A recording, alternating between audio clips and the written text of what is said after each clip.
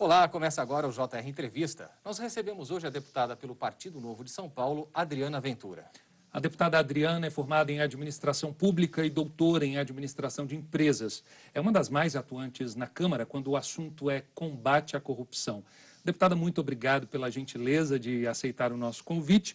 Eu já gostaria de começar falando do PL 1485 que a senhora apresentou, que duplica a pena para quem comete corrupção. Um PL muito importante que já foi aprovado na Câmara e agora segue para o Senado. Queria que a senhora me dissesse o seguinte: é importante aumentar a pena para quem comete esse crime?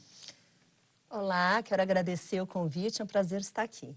Sim, é importante aumentar a pena para quem comete o crime. E é bom que todos entendam que este projeto de lei, o 1485, o objetivo dele é duplicar as penas dos crimes cometidos contra a administração pública. Por quê?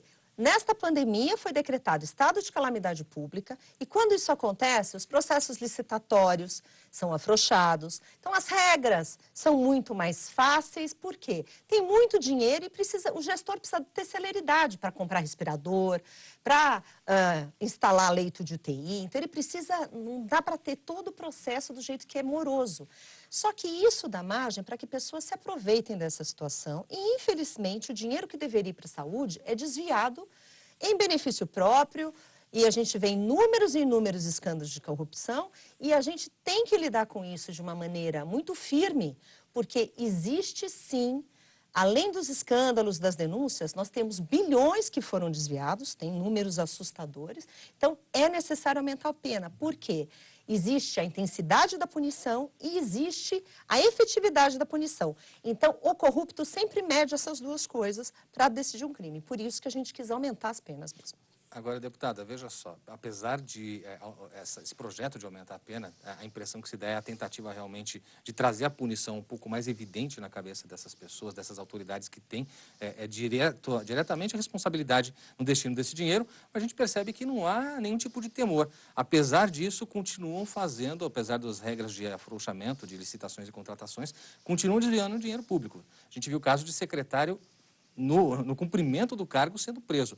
O que falta? Como frear a corrupção diante desses casos? Então, na verdade, quando a gente está falando de combate à corrupção, a gente está falando de um conjunto de medidas coordenadas, né? Então, não existe, quem trabalha com combate à corrupção sempre fala, não existe uma bala de prata certeira. São várias medidas de vários entes, é um esforço coletivo, não só dos parlamentares, de toda a sociedade civil, todos os cidadãos. Então, existe sim um sentimento de impunidade e o corrupto, na verdade, o que ele faz? Ele mede ali o benefício, que é enorme, com o risco, que é quase nenhum, porque a gente vê que ele pode protelar, dificilmente vai ser pego, existe esse sentimento sim. E o que a gente tem que fazer? Atacar em todas as frentes, né? Então, esse projeto de lei não vai resolver o problema da corrupção, não vai, mas é mais um degrauzinho que a gente sobe que tem que ser coordenado. Eu gosto de falar sempre que esse projeto de lei foi sugestão de um cidadão que vem dos bilhões e bilhões que foram destinados para os estados e municípios para o combate à saúde. Ele estava desesperado, ele falava, pelo amor de Deus, estão desviando dinheiro aqui. Não tem leito, continua sem leito e faz alguma coisa. Então, foi muito bom, porque eu acolhi. Outros parlamentares quiseram assinar, muitos ligaram para mim e falaram assim, olha, eu acho muito bom esse projeto, eu quero ajudar. Então não tem ideologia, vários partidos, várias ideologias, muitos assinaram e foi muito bacana. Então a gente precisa reduzir esse sentimento de impunidade e esse é mais um degrau. Deputada, quando a senhora fala em crime de corrupção, a gente não está falando do pobre, da classe média. A gente está falando de pessoas que realmente pegam o dinheiro público. Como eu havia dito, o projeto já está no Senado. O que falta para que ele possa ser aprovado? Boa vontade? Pois é. Primeiro eu vou pegar um pontinho que você falou que eu acho importantíssimo. Corrupção é crime de rico contra pobre. Quando eu estou falando de rico, eu estou querendo dizer o quê? É uma pessoa que está numa posição que permite que ela faça isso. Então, vamos entender. É uma pessoa que pensa, é uma decisão pensada. Então, tem estratégia, tem o modus operandi, é planejado como eu vou fazer, ele organiza para fazer. Então, porque tem pessoas que falam, esse projeto de lei só vai prejudicar as pessoas que são mais pobres, os que não são privilegiados. Não. Corrupção é crime de rico. E a população carcerária nossa, que é enorme, né? A gente sabe que a gente tem uma questão para ser discutida e debatida, que é a população carcerária. Mas dos crimes de corrupção corresponde a 0,2%. Pouquíssimos estão lá. E é crime justamente de ricos contra pobres. Agora, ele já foi para o Senado, ele foi aprovado na Câmara dos Deputados, ele foi encaminhado para o Senado. Estamos esperando, sim, a boa vontade do presidente Davi Alcolumbre para que seja pautado. Já tem senadores ali que já recepcionaram o projeto, que já conversaram com o presidente Davi Alcolumbre para que fosse pautado, né? E que querem, já pediram para ser relatores, já temos candidatos à relatoria do projeto. Agora, basta o presidente Davi Alcolumbre pautar e votar, porque a minha preocupação é que esse projeto tem que ser aprovado, porque ele só vai valer para os crimes que depois da sanção do presidente. Então, tudo que aconteceu para trás, não pegaremos. Isso é uma tristeza. Por isso que esse projeto tem pressa. Ele foi protocolado no dia 2 de abril e nós já estamos agora em setembro, indo para outubro. Então, ainda tem um tempo. Então, eu estou trabalhando para que tenha celeridade isso. Porque só vai valer depois para todas as outras calamidades, né? Não é só para essa, vale para o futuro, mas tudo que ficou para trás, infelizmente, já foi. Deputada, quando se fala em combate à corrupção no Brasil, Lava Jato é o grande exemplo, sempre se tem ela como citação de algo que funcionou, mas que tem sido muito criticado e sofrido algumas derrotas, volta e meia um revés até mesmo no Poder Judiciário. Como a senhora vê isso? Nós estamos diante dessa situação que a Lava Jato enfrenta, desse desgaste, andando para trás em relação ao combate à corrupção? Olha, eu não diria andando para trás, mas sim, tivemos derrotas, sim. Eu acho que quando a gente pensa combate à corrupção, a gente fala que é um esforço coordenado de várias ações. Faz parte a gente dar 2 passos para frente, 10 passos para frente, 4 para trás, depois anda mais um. É natural, a gente viu isso em outras operações, como na Itália, mãos limpas. Sempre tem um retrocesso, perde uma coisa ali e tal, mas uma coisa é inegável. O que a gente ganhou com a Lava Jato, isso nunca ninguém vai tirar.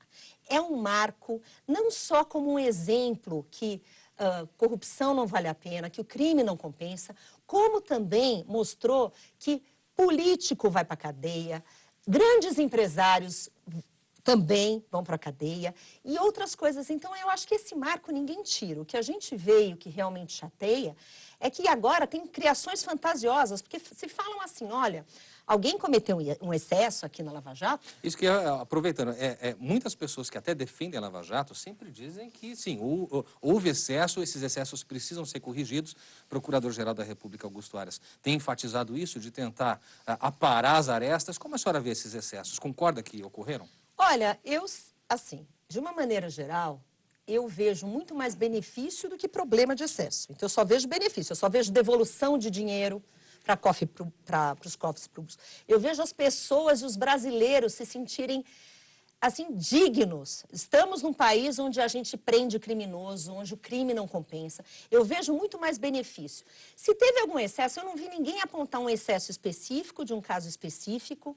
Assim, eu vejo falarem muito, eu vejo, inclusive, narrativas mentirosas. A gente ouve, às vezes, um discurso que a Lava Jato quebrou o Brasil. Gente, o que quebra Brasil é corrupção, é gente metendo mão em dinheiro público, é mala de dinheiro para cá, dinheiro dentro de roupa para lá e outras grandes barbaridades que acontecem. Então, assim, a narrativa, a gente tem que lidar com o fato. Se teve excesso, pegue a pessoa que cometeu excesso, verifique o que aconteceu, porque tem que ter o devido processo legal, as coisas têm que andar dentro dos trilhos, eu não tenho a menor... Se teve algum excesso, pontue objetivamente qual é o excesso e puna, né? Então, quando as pessoas falam, olha, no processo tal, aconteceu isso não foi bacana, ok, corrija. Isso não, de maneira nenhuma, invalida o que foi feito, tira o mérito da Lava Jato, porque o mérito da Lava Jato é o mérito da Lava Jato, por mais que alguns aqui fiquem muito incomodados. Deputada, quando a gente fala nesse tema corrupção, necessariamente, boa parte das histórias a gente vê alguém do poder envolvido, né? Alguém que tem um foro privilegiado. Eu queria que a senhora falasse um pouco sobre esse tema. Qual a opinião da senhora em relação a essa possibilidade de ser preso após uma condenação em segunda instância? Bom, vamos falar primeiro do foro. Então, como a gente sabe, existe, essa é uma proposta de emenda à Constituição, que é a PEC 333, que é de autoria do senador Álvaro Dias, que já está pronto para ir para plenário para votar, e não é votado. Ele foi aprovado na Comissão Especial da Câmara? Foi aprovado na Comissão Especial da Câmara em dezembro de 2018, e o fato é que até hoje não foi votado. O que acontece em relação ao foro privilegiado? No Brasil, mais de 50 mil autoridades têm foro privilegiado. Então, na minha visão, é uma afronta, inclusive, ao artigo 5º, quando fala que todos são iguais perante a lei. Mas que lei é essa que vale para uns uma parte, não vale para outros outra? Então, a gente começa a discutir isso. Eu entendo também que quando a Constituição foi feita numa época histórica que tinha que proteger, porque saiu de uma super repressão, onde as pessoas, de um autoritarismo, então precisava defender o mandato, a democracia. Tinha algumas preocupações lá que naquela época, com aqueles constituintes, fazia todo sentido. Só que isso já caiu por terra. Nós estamos hoje vendo que muitos utilizam do foro privilegiado para não ir preso. Então, e a gente vê pessoas no poder fazendo isso, e isso é uma vergonha. Então, isso tem que ser pautado, sim. Vocês sabem que eu sou presidente da Frente contra a Corrupção, da Frente Ética contra a Corrupção, que tem muitos parlamentares, que todos somos, queremos que isso entre em votação para que acabe com o fim do foro privilegiado. A gente vê países que não tem nenhum foro. Você pega Inglaterra, Estados Unidos, não existe para ninguém. Tem alguns países que tem para um. Você pega a Suécia, pega Itália para um, você pega a Alemanha só para o presidente. Agora aqui 50 mil, todo mundo está protegido. Por que todo mundo tem que se proteger? Então, a gente tem que realmente fazer essa avaliação. Já foi aprovado, como você mesmo disse, na comissão especial. O primeiro ato da frente, no início do ano passado, em fevereiro de 2019, foi ir até a casa do presidente Rodrigo Maia e pedir que fosse pautado a PEC 333. Fomos lá com o senador Álvaro Dias e estamos aguardando, porque os líderes precisam entrar num consenso para que possa ir para plenário. Muito bem, deputado. Olha, aproveito para relembrar você que você pode assistir ao JR Entrevista na Record News às 10h30 da noite, também no Portal R7, no Play Plus, no Jornal da Record, no JR 24 horas, sempre à meia-noite e meia e também por meio das nossas redes sociais. Deputada, a gente sabe que essa discussão do foro privilegiado colocada pelo Alessandro Saturno sempre acaba sendo também comparada com a questão da prisão após condenação em segunda instância, que sofreu um revés no Supremo Tribunal Federal, menos de um ano depois de ter sido julgada na gestão ainda da ex-presidente Carmen Lúcia. E aí na Câmara não anda, né? Tá a proposta da parada. Como é que está essa situação? Qual a expectativa? Porque muitos brasileiros cobram. Prisão após segunda instância tem de ser uma realidade na visão dessas pessoas. Como a senhora vê isso? Olha, eu tenho andado muito esperançosa com isso, porque primeiro teve uma grande discussão, depois que teve o revés no Supremo, depois teve a discussão se podia ser projeto de lei ou não podia, porque foi um dos itens do pacote anticrime quando foi encaminhado, depois caiu. Como é que eu vejo isso? A semana passada foi protocolada finalmente o relatório da comissão, da PEC 199, que é da prisão em segunda instância, que agora, na verdade, a gente só está chamando de segunda instância, porque não é só prisão, está abrangendo muito mais coisas. Então, o relatório já está lá, já foi protocolado. O presidente da comissão e o relator, que é o deputado Fábio Tradi, já pediram para o presidente Rodrigo Maia voltar à comissão para que pudesse ser votado na comissão, para depois ir para plenário. Então, quer dizer, a gente está numa expectativa grande, o relatório já está protocolado, foi um relatório bem feito, minucioso, e estamos estudando muito esse relatório. Inclusive, a semana que vem, tem um evento da Frente contra a Corrupção para debater esse relatório, com o autor, com o relator e com convidados. Na semana passada, a Frente Ética, da qual a senhora acabou de falar que participa, na qual a senhora participa, apresentou um projeto, um pacote com 9 medidas baseadas nas 70 de combate à corrupção. O que essas medidas tratam, deputada? Olha, elas tratam de diversos assuntos, são 9 projetos que têm, como eu falei, que são várias ações coordenadas em vários âmbitos. Eu vou citar alguns. Tem um que tipifica corrupção privada, a gente está falando de corrupção entre empresas. Então, é uma coisa importante que traz um desses projetos. Tem projeto também que ele amplia o conceito de agente público, por exemplo. Então, vamos pensar assim, uma ONG, alguém que receba uma emenda parlamentar. Então, quando você tem um gestor ali que pratica um ato de corrupção, pelo fato dele não ser agente público, ele não pode ser acusado. Então, você amplia esse conceito. Em função do valor que se recebe. Em função, na verdade... De onde vem? Da origem do valor. Você está lidando com dinheiro público, ele recebe, é desviado por alguma coisa, você não tem como inserir essa pessoa como um acusado, assim, como um réu. Por quê? Porque ele não é agente público, porque a lei é mais restrita. Tem também várias questões de prescrição, que amplia de 5 para 10 anos no caso de improbidade administrativa. Tem um projeto também que mexe com a questão da lavagem do dinheiro. que a gente quer incluir também, pede para incluir partido político, porque tem banco, tem vários lá, tem o rol, a gente pede para incluir partido político também, porque pelo fato de receber muita doação, muitas coisas, também tem que ter as mesmas sanções e os mesmos cuidados, porque ele é responsável pelo dinheiro que recebe.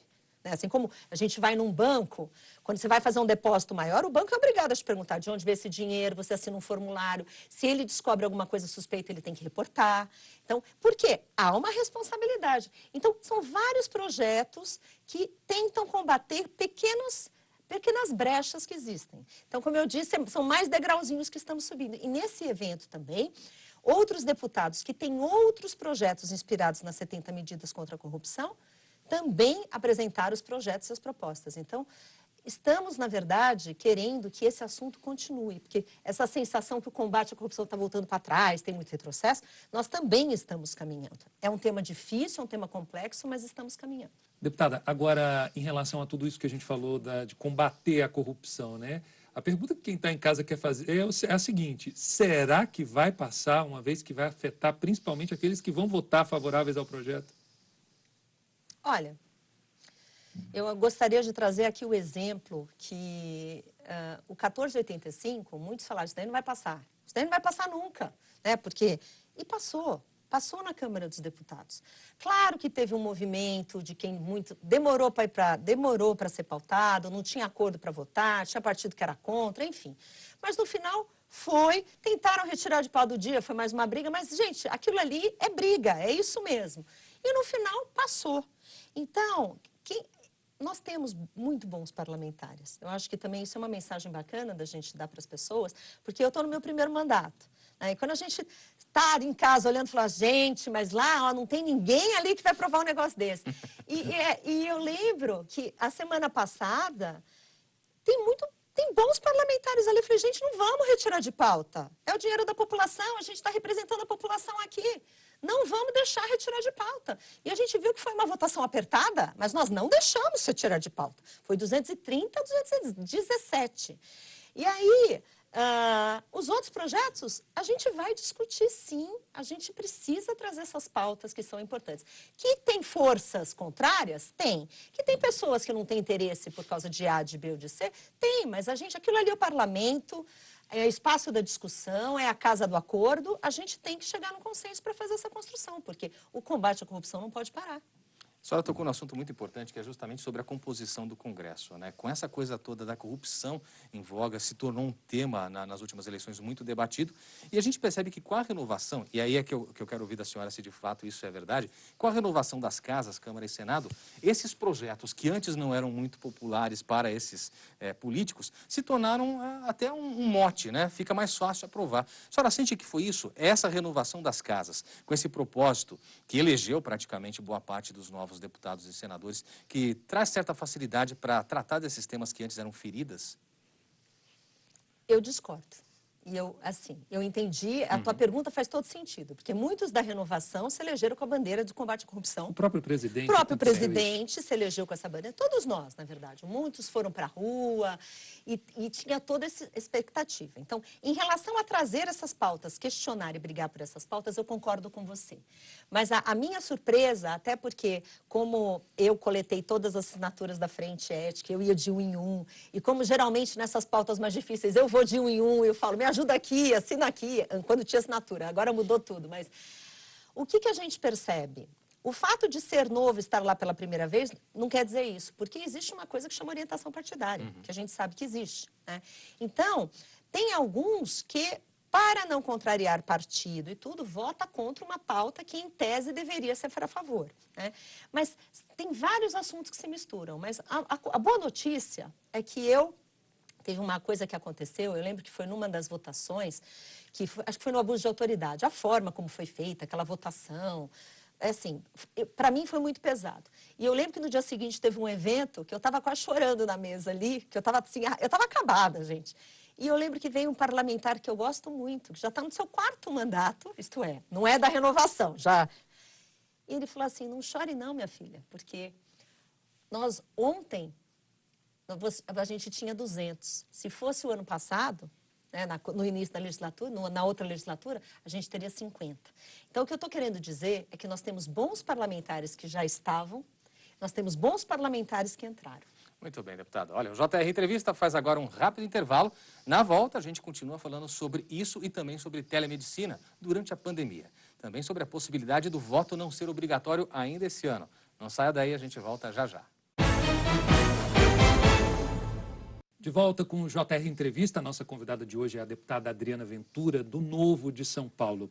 Deputada, a senhora é autora da lei que autorizou a telemedicina durante a pandemia. Será que esse procedimento que agilizou a vida de muita gente vai continuar depois da pandemia e qual seria o empecilho para não prosseguir? Bom, olha, vai continuar, porque não tem como voltar atrás. Eu acho até engraçado, porque às vezes eu tento marcar uma consulta agora, falar, não, eu só estou atendendo agora por telemedicina, eu dou até risada, porque é muito bacana ver isso. A gente não imaginava que seria possível, né? Na verdade, isso existe há muito tempo, né? Não é uma coisa nova na medicina, né? Uma nova, né? Medicina à distância já é feita há muito tempo de diversas maneiras. O que a gente agora aprofundou e aumentou foi a questão de fazer consulta à distância, algumas coisas que ainda estão sendo discutidas. Mas essa lei foi muito importante porque no momento em que nem os médicos, nem os pacientes poderiam sair de casa, que isso representava um risco, foi muito importante e foi um avanço, uma vez que a maioria dos países já possuem. E todos os relatos e pesquisas que nós temos, todas são muito positivas e favoráveis. Agora, você perguntou de alguns entraves, né, de algumas dificuldades. Qual que seria o empecilho, na verdade, para a gente não prosseguir com a telemedicina pós-pandemia? Então, na comissão, nós fizemos uma audiência recentemente na comissão do coronavírus, de telemedicina, justamente para discutir e o futuro da telemedicina, né? Como é que o que está acontecendo, a experiência. Então, lá foi o Conselho Federal de Medicina, foi outras associações, foram instituições privadas e foi outras secretarias de saúde que utilizam a telemedicina há bastante tempo.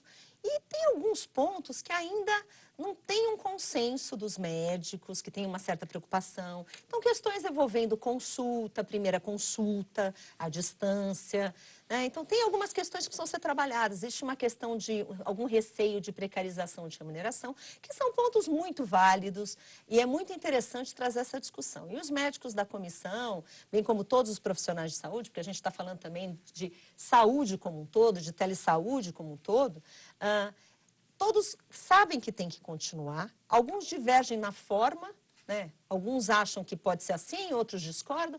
Então, isso ainda tem que ser debatido, mas que ela vai continuar é fato. E o próprio Conselho Federal de Medicina está discutindo isso internamente e eles também estão chegando a um consenso. Não só o Conselho Federal de Medicina, como também os outros conselhos, né, dos fonoaudiólogos, porque isso envolve toda a parte de saúde, mas tem que continuar. E continuaremos também discutindo isso. Até importante, deputada, porque quem já usou a telemedicina, acho que você já usou, Sim, já usou várias provavelmente, vezes. sabe que o benefício é excepcional, é fora de cogitação fazer qualquer crítica. Mas sempre esse tipo de serviço que se faz à distância sofre com oportunistas. E a senhora, como tem o mote do combate à corrupção, como cercear, como tentar fazer com que essas regras sejam cumpridas num momento como esse em que ninguém cumpre regra nenhuma face à pandemia? Então, essa tua pergunta, ela não é simples de responder, mas eu vou por um outro caminho. Vamos pensar que a telemedicina, todos os benefícios que ela traz, principalmente para o nosso Sistema Único de Saúde. Ela vai chegar onde a medicina não chega, onde o médico não está, reduzir filas de SUS. Ela pode trazer um benefício enorme a um baixo custo. E a gente vê as pesquisas que existem na própria pandemia. Eles tinham os teleSUS, os milhões de atendimentos que foram feitos, porque o que a telemedicina trouxe também, não só através do teleSUS, mas a gente vê em muitas redes privadas que fizeram pesquisa, de 80% a 85% são triados e não são encaminhados ao médico. Imagina o que isso representa de economia, de tempo das pessoas. Então, isso é uma coisa muito rica. Agora, a sua pergunta qual foi mesmo? Como tentar criar regras para fiscalizar, para manter Não, agora, isso mais controlado? realmente, sempre tem gente que age errado, como é que lida com fraude com isso, como é que lida com fraude com receita, a gente vai ter que descobrir esse caminho. Mas tem uma coisa que eu gostaria de falar, ninguém é obrigado a utilizar. Tanto o médico tem autonomia, o médico, ele toma a decisão. Tem médica minha que se recusa a usar a telemedicina. Ela falou, não, eu quero tocar em você, eu preciso colocar... A minha fono sempre fala, eu preciso colocar coisas para... Então, telemedicina é só se você tiver com algum sintoma. E tem outros que não. Eu tenho uma dermatologista que faz tudo, sabe, remoto e está tudo maravilhoso. Isso é uma escolha do médico, isso também é uma escolha do paciente. O médico tem autonomia para fazer isso. Ele tem autonomia para abrir barriga e cabeça de qualquer pessoa, não vai decidir se pode fazer ou não uma consulta à distância? Exatamente. Olha só, lembrando que você pode assistir ao JR Entrevista na Record News às 10h30 da noite, pelo portal R7, no Play Plus, no Jornal da Record, no JR 24 horas, à meia-noite e meia e também nas nossas redes sociais. Deputada, a senhora acabou de protocolar um projeto que tenta tirar aí as sanções daquelas pessoas que não votarem. A contrário senso, nós entendemos aí que nós passaríamos a ter o voto facultativo. É isso? Na verdade, não foi esse o objetivo, mas é quase isso. O efeito prático vai ser isso. É polêmico, né? É muito polêmico. Aliás, assim, fazer isso em 1 mês e meio antes da eleição é mais polêmico ainda, né? 2 meses antes da eleição. Tocar fogo na fogueira. Numa eleição em que tanto se discutiu, né? Adiamento. A gente está tocando fogo no parquinho, mas qual que é o objetivo aqui, na verdade? A gente está no meio de uma calamidade pública. Então, esse projeto de lei, que inclusive foi sugestão também de um outro cidadão, né, o Diogo, eu até gosto de dar nome para as pessoas, porque são pessoas reais. Qual que é o objetivo? Se você está no meio de uma calamidade pública, uma crise sanitária, você vai obrigar um cidadão a sair da casa para votar? E se o cidadão tiver com medo, porque assim, a gente vê lugares que não tem mais, que está tranquilo, que está diminuindo, mas tem outros lugares que não, que você tem um monte de gente. Então, você tem que dar conforto e segurança, também tem que ser uma escolha do cidadão. E a partir do momento, a gente sabe que quando o cidadão não vai votar, além da multa, ele tem que se justificar perante um juiz eleitoral, e depois disso, senão ele não pode ter CPF, passaporte, se é funcionário público não recebe, ele tem um monte de sanção, não pode pegar empréstimo. Então, a gente não quer mexer com o processo eleitoral, porque tem gente que fala, tinha que ser 1 ano antes, né? É claro, ninguém está mexendo no processo eleitoral, porque senão existe realmente a questão que tem que ser 1 ano antes, que não valeria para a próxima. Mas essa tem o objetivo só de tirar a sanção, para que o cidadão possa resolver se eu posso ir votar ou não. E se eu não for, eu não tenho sanção nenhuma. Esse é o objetivo do projeto de lei, que em termos práticos, o voto seria facultativo nessa. Mas agora, assim, está lá para os meus nobres pares apreciarem, né? Agora, deputada, é interessante porque na última reforma eleitoral, o voto facultativo, a possibilidade sequer chegou a ser discutida. E a gente sabe que cada vez mais nas eleições, e estou imaginando que nessa não será diferente, a abstenção tem sido recorde. Quer dizer, a senhora acha que isso pode, de alguma forma, também, de certa forma, deslegitimar as eleições? E há uma possibilidade, 2 perguntas que eu lhe faço, né? Essa, e há alguma possibilidade de, num futuro próximo, na sua visão, diante desse quadro, rediscutir o voto facultativo? Bom, nós tivemos, se eu não me engano, foi 1 ou 2 audiências públicas, né, na CCJ, que foi discutido o voto facultativo. Mas, assim, discutiu, mas não chegou, não tem como... Assim, não andou, realmente não caminhou. Na minha visão, obrigar alguém a votar é uma coisa muito complicada. Então, eu sou a favor do voto facultativo, sim. 85% dos países têm voto facultativo, o Brasil não tem. A questão da abstenção, que você falou, sim, a gente tem muita abstenção. Eu me lembro que em 2014, 20% não foi votar, 20%. Isso fora os que vão obrigados e votam branco, nulo e sei lá mais o quê. Então, o que eu acho que a gente tem que discutir é a questão de voto consciente. Porque o que adianta um cidadão que vai lá votar amarrado, que vota no primeiro que aparece, que nem sabem quem está votando, ou que vota branco, nulo, para... Então, isso também não é bacana. Desculpa, a compra de votos também, né? Que a gente termina sendo voto obrigatório e você a prática do crime, da compra de votos, que é antigo, continua. Então, Alessandro, esse ponto que você traz, eu acho que ele é central, isso está dando voto consciente. 40% dos votos do Brasil são comprados. 40%. Isso é gravíssimo. E pior, assim, eu fui em muitas comunidades na minha campanha e era um mote, não, é R$50, o negócio, mas R$50. E tinha gente lá que recebia R$50 de mais pessoas. Então, é muito complicado, a gente tem que trabalhar. Isso vai diretamente na nossa base, a educação. Enquanto a gente realmente nos preocupar com a educação de base, oportunidade para todos, a gente está sujeito a isso. E quando a gente está falando de compra de voto, aí a gente está falando do poderio econômico e perpetuação no poder sempre dos mesmos. Eu acho que talvez fosse uma boa experiência a gente tentar o voto facultativo dessa assim, para ver como é que fica. É uma boa experiência, meu projeto de lei 4469. Quem sabe, se eu ganhar apoio, vai ser ótimo. Aguardar aí, né, deputada, para ver se vai ser aprovado. Olha só, a gente vai para um rápido intervalo e no próximo bloco vamos falar sobre empreendedorismo. O intervalo é rapidinho. Até já. Olá, estamos de volta com o JR Entrevista, que recebe hoje a deputada do Partido Novo de São Paulo, Adriana Ventura. Deputada, a gente sabe que a senhora se identifica muito também com o empreendedorismo. Esse é um momento em que todo brasileiro que é empreendedor, isso é meio que nato do brasileiro, né? Ele tem sempre essa vocação. Todo mundo que faz isso está enfrentando sérias dificuldades no país por conta da pandemia. Como dar a volta por cima nesse momento, na sua visão? Olha, é um tema muito caro, principalmente porque eu sou empreendedora. Então, eu já conheço todas as... Empreendi várias vezes, tive sucesso algumas, vários fracassos.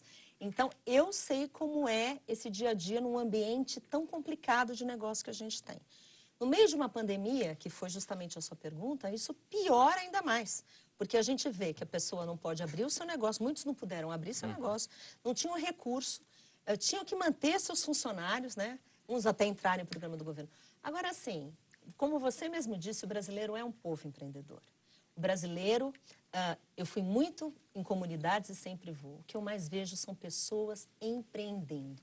Elas realmente querem ser autônomas, elas se viram. E mesmo com todas as dificuldades de empreender no Brasil, porque a gente sabe que no ranking de liberdade econômica, o Brasil é um dos últimos, é o que tem mais dificuldade em ambiente econômico, em vários aspectos, por causa de burocracia, por causa de corrupção, por causa de insegurança jurídica e vários outros itens, o brasileiro continua firme lá. E mesmo quando a gente fala de empreendedorismo, nas comunidades, que a gente não chama... Eles mesmos falam, isso daqui não é empreendedorismo, isso daqui é sobrevivência, porque eles têm que sobreviver, eles têm que levar pão para dentro de casa. A gente percebe como o brasileiro tem garra. Então, assim, uma das pautas que eu acho fundamentais agora é nós, parlamentares, pensarmos em como a gente ajuda as pessoas a gerarem riqueza e gerar emprego. E para o empreendedorismo especificamente, as pessoas têm que arrumar uma nova forma. A gente percebe que escolas que davam somente aula física já estão vendo outras maneiras, estão dando somente aula à distância. E você fala assim, nossa, eu estou falando de escola de dança, estou falando de coisas que... Como que você vai fazer aula de dança à distância? Porque não é uma coisa óbvia. Né? Então, você vê todos os personagens que não podiam entrar nos condomínios, o que eles estão fazendo? Eu estou falando dos empreendedores que são eu-presas, né? No caso, o personal. Ele começa a dar aula em vídeo, então as coisas estão mudando. A gente está vendo que o cinema mudou, a gente está vendo um monte de sistema drive-in para tudo. As pessoas estão se reinventando, mas isso faz parte de ser empreendedor. Porque para você ser um empreendedor, você tem que pensar no quê? Em inovar, Sim. Oferecer alguma coisa que alguém, aceitar risco. Porque quem é empreendedor aceita risco. Sabe que está ganhando um dia, mas no dia seguinte pode perder, no outro dia pode quebrar, e você está sujeito a todos os riscos de empreender. E você tem que ser orientado para o crescimento. Né? Então, vai lá, eu falo demais. Não, de maneira alguma, deputada.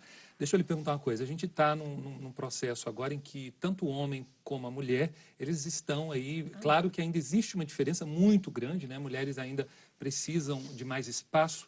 Enfim, mas a gente sempre sabe que a mulher ela tem aquela questão da casa, do lar, do filho, ela é muito aguerrida ao filho. O que pode ser feito, deputada, em relação ao Congresso, à lei, a projetos, para tentar melhorar esse cenário para a mulher, para o homem também, enfim, pós-pandemia, porque a gente vai viver outra realidade? Não, eu acho que no caso, primeiro a gente desburocratizar, dar mais linhas de acesso a crédito de uma maneira mais simplificada, porque hoje a gente vê uma dificuldade enorme, e você falou de mulheres especificamente, tem redes, mulheres são extremamente empreendedoras, e muitas, inclusive, elas são arrimo de família em casa, muitas vezes não tem marido, e apesar de nós termos metade da nossa população empreendedora, nós temos homens e mulheres na mesma proporção, as mulheres têm mais dificuldade ainda, justamente pelas questões de filho e outras coisas. Então, providenciar creches noturnas, né? Flexibilizar para que as mulheres possam levar os filhos para o trabalho. Tem muitas empresas que já fazem isso. Porque isso facilita, porque a mulher, ela busca muitas vezes na hora de empreender coisas que ela seja dona do seu horário, dona do seu recurso e autônoma para definir se sai ou não. Então, elas preferem muitas vezes trabalhar em casa com coisas que deem conforto para ela gerir sua família. Deputado, obrigado pela sua participação aqui no JR Entrevista. E o JR Entrevista fica por aqui, lembrando que você pode assistir ao programa na Record News, às 10h30 da noite, no Portal R7, no Play Plus, no Jornal da Record, no JR 24 horas, à 00h30 e também em nossas redes sociais. Nós agradecemos a presença da deputada Adriana Ventura, do Partido Novo de São Paulo. Um prazer recebê-la. Muito obrigado. Muito obrigada. Prazer. Obrigado também a você por sua companhia. A gente se encontra no próximo JR Entrevista. Até lá.